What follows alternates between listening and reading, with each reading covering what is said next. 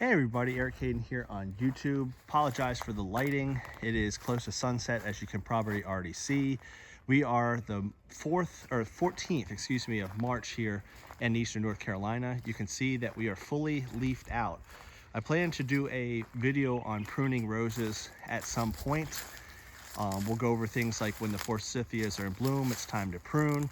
Traditionally, either anywhere from the last week of February to the first couple weeks of March are a good time to prune in North Carolina.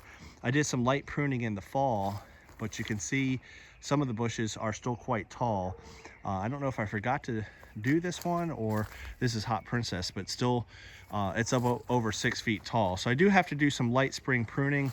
The point of this video is to show you that we are well ahead of schedule for how the roses look, and I wanted to get a quick video before we have another frost tonight and potentially a hard freeze tomorrow. One of the reasons why I wait to prune here in Eastern North Carolina, we're in the national forest and we have a sandy soil that radiates really well. So on clear, calm nights, we get quite cold. So we have these hard freezes in mid to late March pretty commonly. And so I tend to delay my pruning, because what will happen if we get a hard freeze, if not tonight, the next night, this tender vegetation will die and really get burned by the cold temperatures, and then I'll just prune that away. But you can see these are a good 4 feet high on March 14th. Some of these bushes are taller than my roses were at the end of the summer as we lived in New York State. Just to give you some perspective, here's our neighbor's fence. In the foreground is Mr. Lincoln, and this is Alina. I need to respond to some of the comments on the YouTube channel, and one of the comments I got was, hey, you know, is all this on Fortuniana? Is this why it's growing so tall? For the most part, yes, but not exactly. It's usually variety dependent how tall something gets.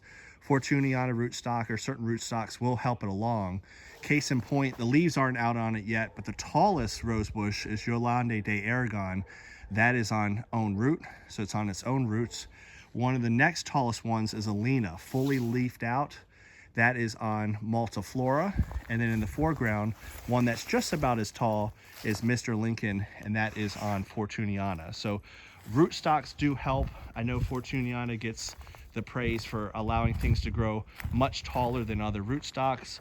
I would say yes, it can be true, but variety to me means a bigger deal. And again, in the background is Yolande on own root.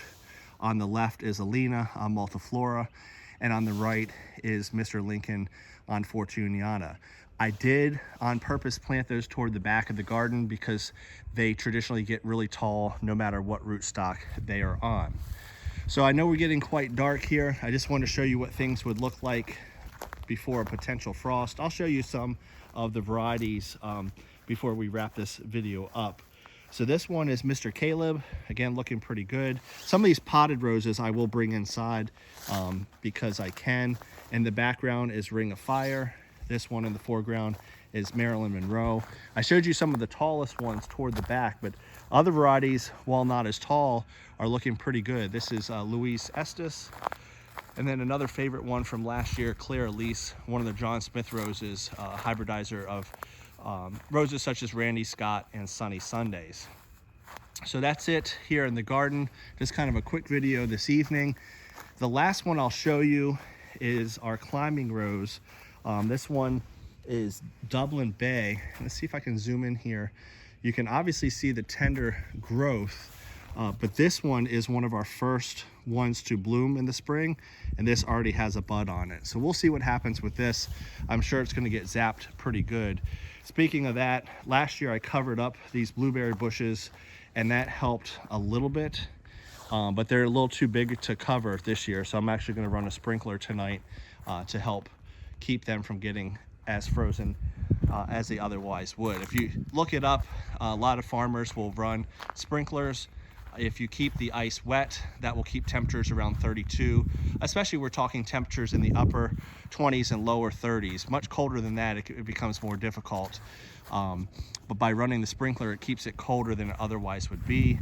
With the roses, I just let them be because, again, I'll prune out any damage, and I just have so many of them, there's only so much I can do. So wanted to show you a quick video before things get frosty tonight. I'll do a follow-up and we'll take a look at some of this vegetation, see how it's going to do after this frost tonight and harder freeze.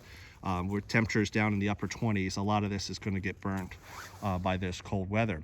Look for more videos. Spring 2023, we are here, and we'll pick up the pace as the roses start to develop this spring.